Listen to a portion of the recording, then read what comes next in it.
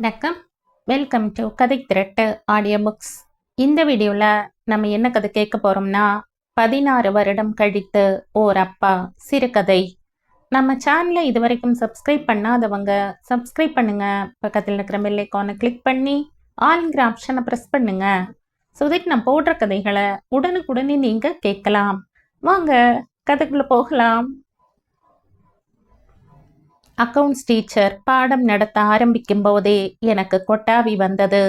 என்னை பார்த்தால் நான் 16 வயது பெண்தான் என்று உங்களால் சொல்ல முடியாது. வளர்த்தி அப்படி. அப்பா அம்மா 2 பேரும் சம்பாதிக்கிறார்கள். எனவே நல்ல பணம். நான் அப்பா ஜாடை அவரிடம் சொன்னபோது சிரித்தார். அப்பா கம்பீரமாயிருப்பார். திவ்யா, அப்பா காலையில் குளித்துவிட்டு இடுப்பில் ஈரத்துண்டுடன் கணீர் என்று பாடுவார்.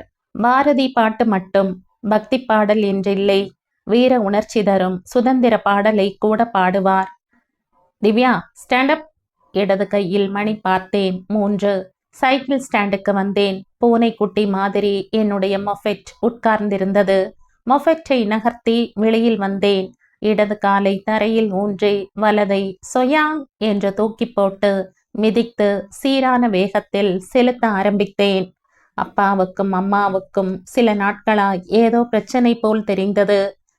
வீட்டுக்கே போகலாம் என்று வண்டியை நகர்த்தினேன். என்னை விட அம்மா நல்ல அழகு. அம்மாவுடன் நான் எங்கேயாவது வெளியில் சென்றாள், உங்க தங்கையா என்று அம்மாவிடம் கேட்பார்கள். அம்மா முகம் ரோஸ். மெயின் ரோட்டில் வண்டிக்கு வேகம் கொடுத்து சென்று கொண்டிருக்கும் போதுதான் நான் அதிர்ந்தேன்.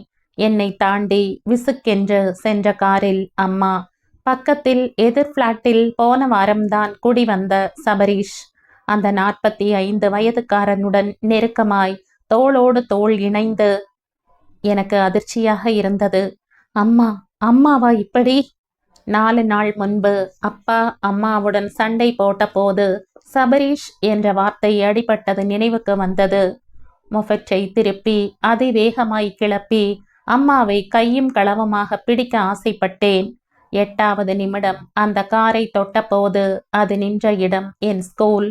ஓடினேன். அதற்குள் அம்மா இறங்கு இருக்க கத்தினேன், அம்மா. திரும்பி பார்த்து அருகில் வந்து என்னிடம் அம்மா கேட்ட வார்த்தையே எனக்கு திடுக்கென்றது. திவ்யா, உனக்கு நான் வேணுமா அப்பா வேணுமா? அம்மா யோசிச்சு சொல்லு. இனிமே இவர் தான் உங்க அப்பா. ஹலோ என்று அந்த சபரீஷ் சிரிக்க வெடுக்கென்று நான் முகத்தை திருப்பிக் கொண்டேன். நான் அதிர்வுடன் நின்று கொண்டிருக்கும் போதே அம்மாவின் தோளில் கை போட்டு அழைத்து போனான் அந்த சபரீஷ். மொஃபெட்டை வேகமாய் செலுத்தி வீட்டை அடைந்தேன். வண்டியை தள்ளிவிட்டு தபவென்று உள்ளே நுழைந்த போது அப்பா இருந்தார். பாரதியின் பாடல் ஒன்றை பாடியபடி. அப்பாவிற்கு விஷயம் தெரியாதா? ஐயோ, அம்மா எங்க தெரியுமாப்பா? திரும்பி பார்த்தார். வாமா, ஸ்கூல் விட்டாச்சா? நான் நேரடியாய் விஷயத்திற்கு வந்தேன். பா, அம்மா அந்த சபரீஷோட. ஆமா திவ்யா, ஸ்கூலுக்கு வந்தாளா?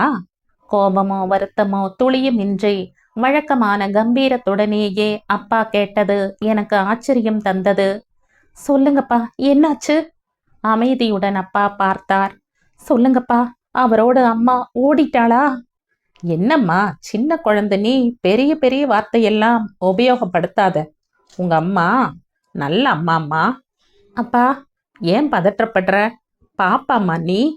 இல்ல, 16 வயசாச்சு, அறிவு முதிர்ச்சி இருக்கு. சொல்லுங்கப்பா, என்ன நடந்தது? எதையும் சாதாரணமா எடுத்துக்க கண்ணம்மா. சில விஷயங்கள் உனக்கு தெரியாம இருக்கிறதே நல்லது. உனக்கு எங்க இஷ்டமோ அங்க நீ இரு. 2 இடத்துலையும் வேணும்னாலும் இருந்துக்க. அப்பா ஆதரவா என் தோளில் தட்டினார். என்னால் தாங்கிக் கொள்ள முடியவில்லை.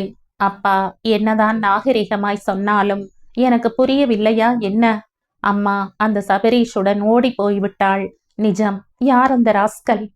துக்கத்துடன் படுக்கையில் சாய்ந்தேன். மறுநாள் பள்ளியில் அவமானப்பட்டேன். உங்க அம்மா ஓடி போயிட்டாளாமே. 16 வயது பெண்ணிடம் இந்த வார்த்தை கேட்கப்பட்டால் அவள் மனசு என்ன பாடுபடும் என்பது எனக்குத்தான் தெரியும். பாதியிலேயே வீட்டுக்கு வந்துவிட்டேன். அன்று சாயந்திரம் அம்மா வீட்டுக்கு வந்தாள். வாசலில் கார் நிறுத்தப்பட்டிருக்க அதில் அந்த சபரீஷ். ஏதாவது ஆசிட் கிடைத்தால் அவன் மீது ஊற்றலாம். முகத்தை திருப்பிக் கொண்டேன். அம்மா அருகில் வந்தாள், தொட்டாள். திவ்யா, என் உடம்பு கூசியது. என்னை பெற்ற அம்மாதான் தொடுகிறாள் என்ற உணர்வு எனக்கு இல்லை. திவ்யா, எனக்கு எங்கிருந்துதான் அப்படி ஒரு ஆத்திரம் வந்ததோ தெரியவில்லை. பிடித்து ஒரே தள்ளு. குப்பர அடித்து சொத்தென்று பல்லி மாதிரி விழுந்தாள் அம்மா. நெற்றியிலிருந்து ரத்தம் கசிந்தது. எனக்கு கொஞ்சம் திருப்தியாக இருந்தது நிஜம். விழுந்த அம்மா எழுந்தாள். கொஞ்சம் கூட கோபமின்றி என்னை பார்த்தாள். திவ்யா, நீ என்னோடையே வந்துடுமா என்றாள். அம்மா, நீ படிச்சவ, அதனால நான் இன்னும் அசிங்கமா நடக்கிறதுக்குள்ள வெளியே போயிடு. அம்மா தீர்க்கமாய் பார்த்தாள். நீ என்னோட வரப்போறது இல்லையா? ஆமா, எனக்கு நீ வேணாம், அப்பாதான் வேணும். அதான் சொல்ற, வா என்னோட. எதா சொல்ற? உனக்கு ஒன்று சொல்ற, நீ இவருக்கு பிறந்தவ இல்ல. கார்ல இருக்காரே சபரீஷ், அவருக்கு பிறந்தவ நீ. சொல்லிவிட்டு அம்மா விடு விடுவென வெளியே போனாள். போனவள் திரும்பி வந்தாள். நாளைக்கு மறுபடியும் வர்ற, யோசி, நான் வரேன். அம்மா வெளியில் போக நான் மகா அதிர்ச்சி அடைந்தேன். அம்மா என்ன சொல்லிவிட்டு போகிறாள்? நான் நான் அந்த சபரீஷுக்கு பிறந்தவளா? அப்படியானால் அப்பா? குழப்பம், துக்கம், இயலாமை, எல்லா நிலையிலும் பெண்ணுக்கு ஒரே அணிகலன் அழுகை.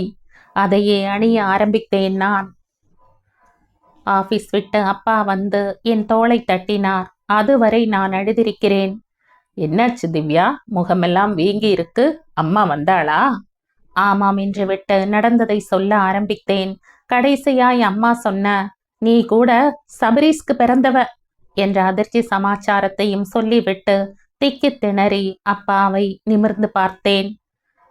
அம்மா சொன்ன அந்த விஷயம் உண்மைதான்னு நான் சொன்னா நீ அதிர்ச்சி அடைவியா திவ்யா? அப்பா, அதிர்ந்தேன்.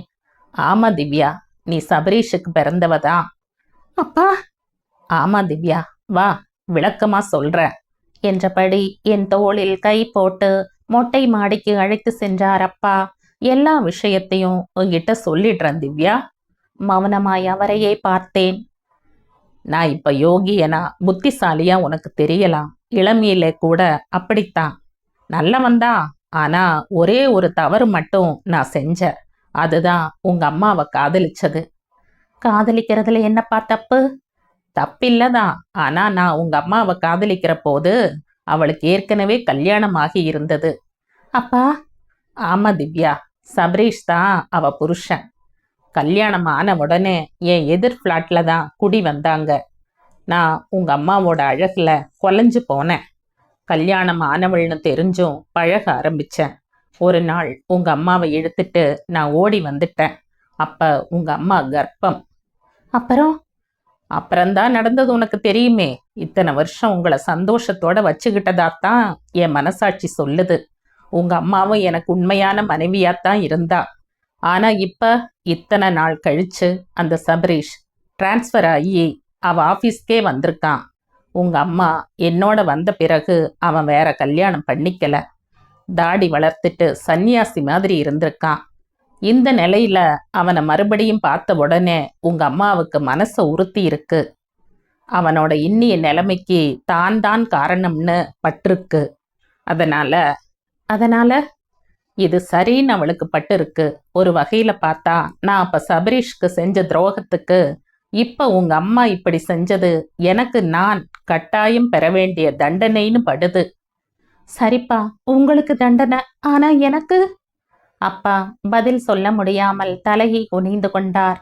மறுநாள் காலை 10 மணிக்கு அம்மா வந்தாள். என்ன திவ்யா, வர்றியா என்றாள். இல்லம்மா, நான் இங்கேயே இருக்கிறதா முடிவு பண்ணிட்டேன். என்ன திவ்யா இப்படி சொல்ற? சபரீஷ் தான் உன்னோட அப்பா. தெரியும் அப்பா, இந்த அப்பா சொன்னார். அப்ப வாயேன் என்ற அம்மாவை பார்த்து தீர்மானத்துடன் சொல்ல ஆரம்பித்தேன். அம்மா, நானும் வளர்ந்துட்டேன். இந்த காலத்து பெண் சுய சிந்தனை எனக்கு உண்டு. என்னோட பார்வையில 15 வருடத்துக்கு முன்னாடி உன்னை இழுத்துட்டு ஓடி வந்த அப்பாவை விட நீதான் பாவியா படுற.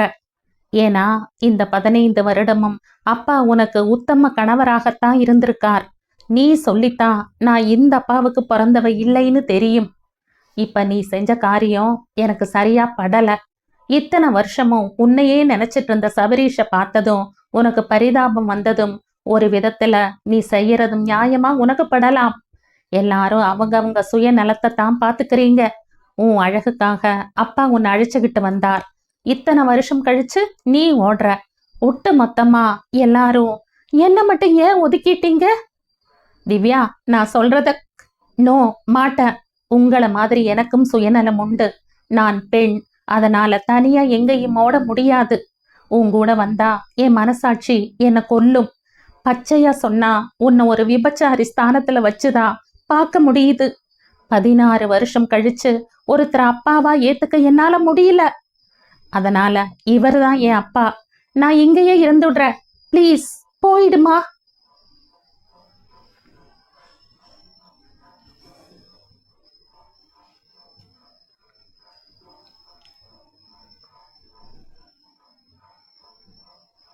இதோடு இந்த கதை முடியுது. இந்த கதை உங்களுக்கு பிடிச்சிருந்தா லைக் பண்ணுங்க, ஷேர் பண்ணுங்க, சப்ஸ்கிரைப் பண்ணுங்க. மற்றும் ஒரு இன்ட்ரெஸ்டிங்கான கதையோட அடுத்த வீடியோல சந்திப்போம். பாய். தேங்க்யூ.